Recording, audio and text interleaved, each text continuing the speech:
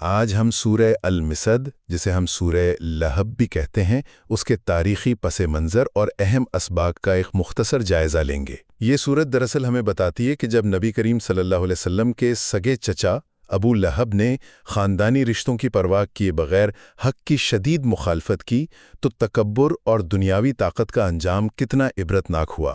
سب سے پہلے ذرا اس دشمنی کے پس منظر کو دیکھیں۔ ابو لہب مکہ کا ایک انتہائی امیر سردار تھا۔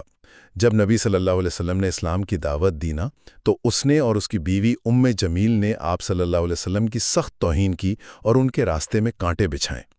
اس سے واضح سبق ملتا ہے کہ سچے ایمان کے بغیر محض اونچا نسب واقعی کسی کام کا نہیں۔ دوسری اہم بات مال اور طاقت کی بے بسی ہے۔ دیکھیں، ابو لہب کو اپنی بے پناہ دولت، بیٹوں اور اثر و رسوخ پر بڑا غرور تھا، لیکن اس صورت نے بالکل واضح کر دیا کہ اس کی یہ مادی طاقت اسے اللہ کی پکڑ سے ہرگز نہیں بچا سکے گی۔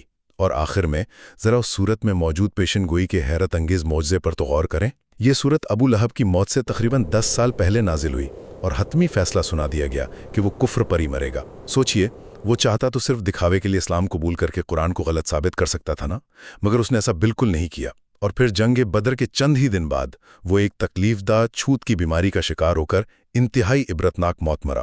یاد رکھیں، سچی کامیابی کا معیار کوئی دنیاوی دولت یا رتبہ نہیں، بلکہ صرف اور صرف حق پر پختہ ایمان ہے۔